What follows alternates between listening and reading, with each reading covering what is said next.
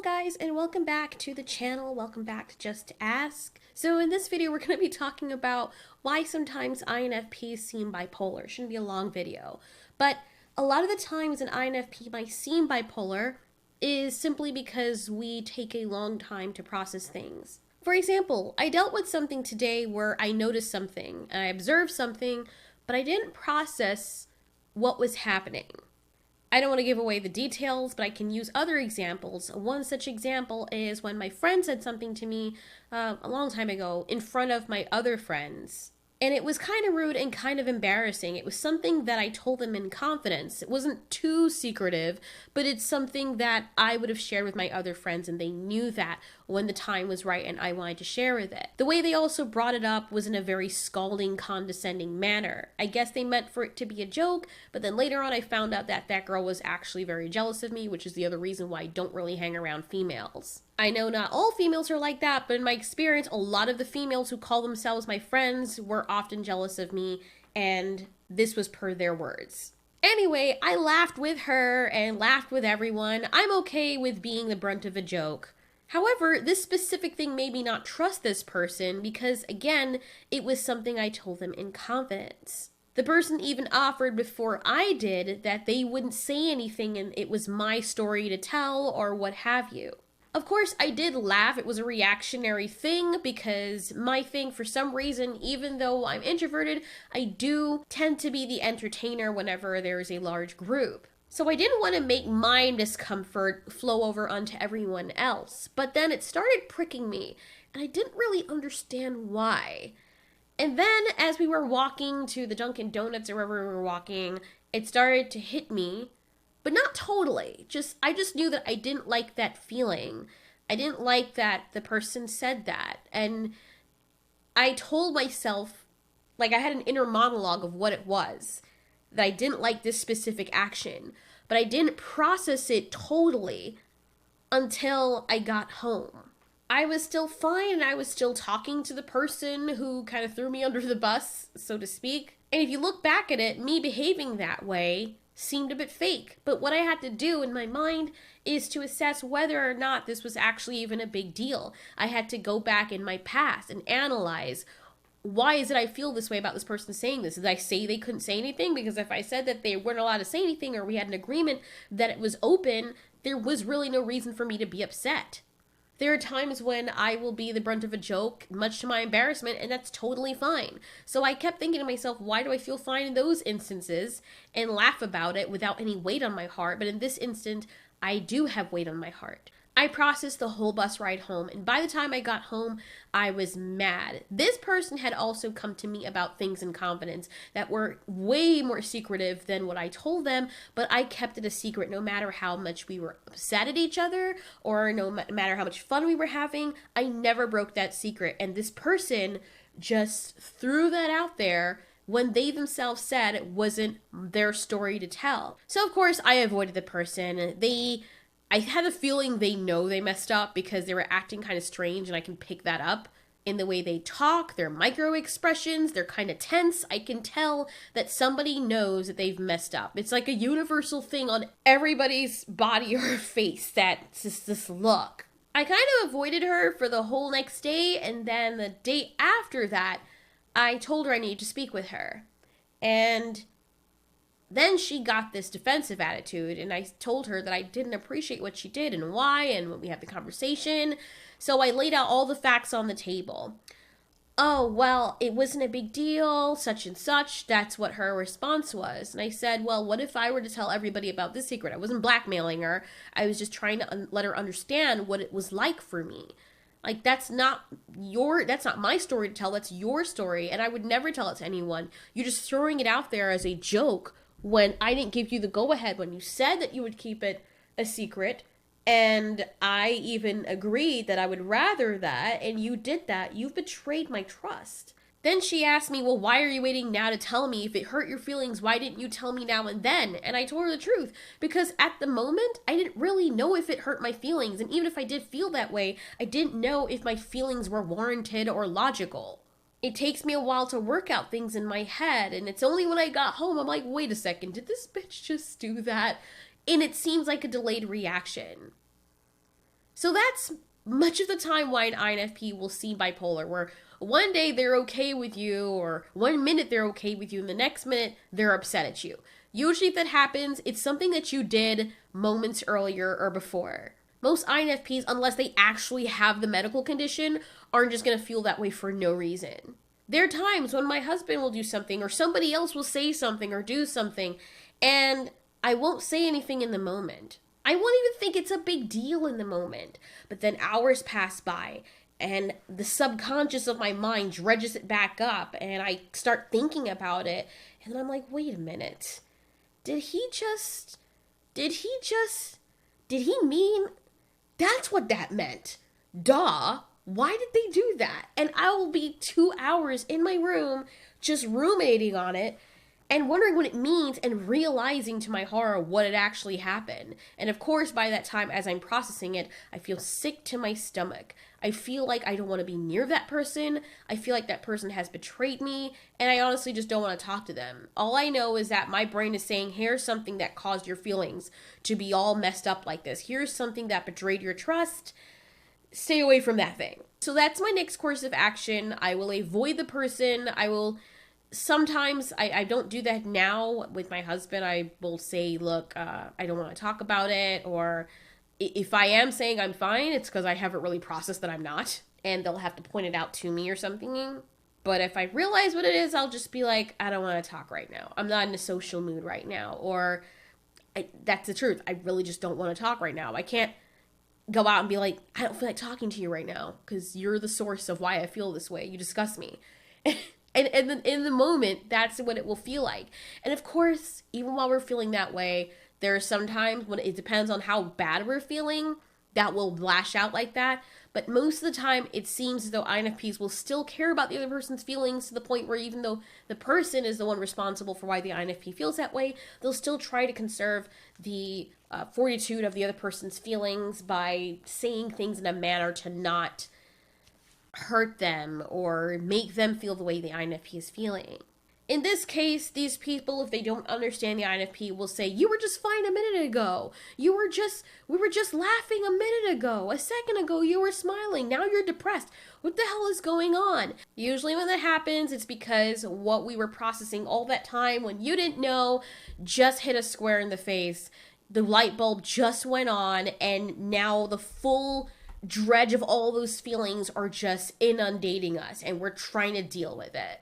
If we have to talk to someone, we have to figure out how we're going to talk to that person. The easiest thing is to avoid. But of course, if you're married or you have a sibling or a friend, it's a little bit harder to avoid that person, especially if you guys live really close together. So that's usually the reason. And if they're avoiding you specifically, usually an INFP, if they're really close to you and you're not the source of the problem, they'll talk to you about it right away. But if you are the source of a problem, you can pretty much tell an INFP when they avoid you specifically and have a hard time talking to you. If you're trying to get it out of them and they're just like, I don't want it. They're just avoiding like the plague. It's usually because you're the problem. So what do you do when an INFP is in that state? Well, I think the first safest thing to do would be to ask, did I do something wrong? Because that's what I do. If I know someone's upset, the first thing I do is make sure that I am out of the way. I'm clear it's not me causing the problem. And if it is me causing the problem, then I'll start to go down the line of what did I do to offend this person? Is it because of such and such? I'm so sorry. Or how could I have dealt with that better? So if the INFP is feeling that way, say, is it something that I did? And if they don't answer right away, or they say yes, it means yes, it is something that you did. And then you might ask them, well, what is it? You know, you can try to guess.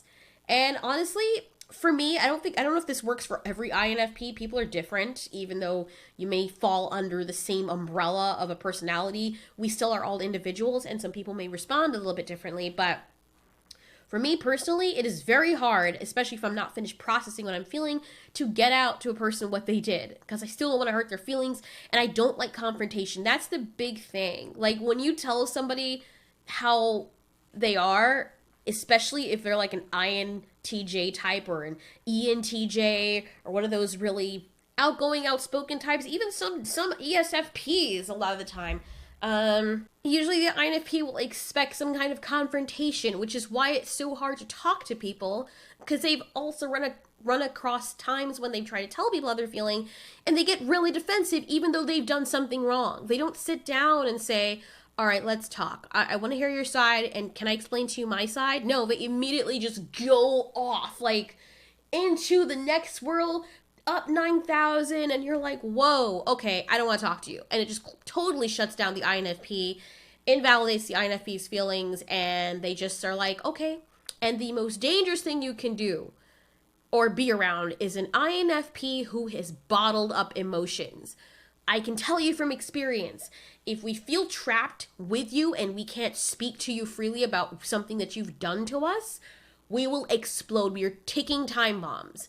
I've had that situation with my mom. I've had that situation with my partner.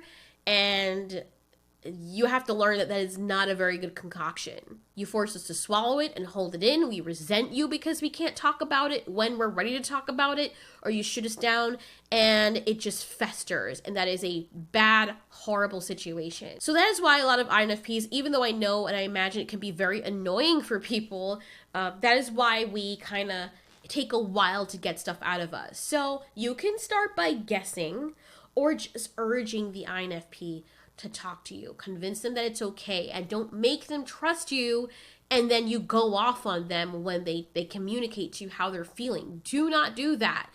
That will alienate them from you. Trust me, it will. Even though you're in the righteously indignation, you have this righteous indignation and you want to say your piece, you're encouraging them to talk. You're basically opening up your arms and telling them, here, you can come, it's fine. And then when they come, you slap them in the face. That's not how you get people to talk to you or trust you. That is how you get people to shut off from you. And trust me, if an INFP can't talk to you after a while and they feel like there's always going to be a confrontation or you're not someone they can sit down and actually talk with, they'll leave you. They'll avoid you. They'll just cut you off eventually because you're stifling them. Eventually, you will kind of urge it out of them like you would an abused dog or a little horse, and when you finally do get their trust, they'll still be kind of like, I don't know if I want to say something, and then they'll start saying it. During this time, do not interrupt the INFP. Let them vent, let them tell you how they're feeling, because understand that when we go away to process, we are processing for hours sometimes. So all of that is inside of us. And when it's ready to come out, dude, you just gotta let it flow. You just gotta let it come out. You can't just tell them to talk and then just cut them off when they start talking. It doesn't, that's not what, pretend it's court and the witness is pleading their case, telling the entire story. Let them finish. You will know when the INFP is finished. They'll take a breath and they'll go,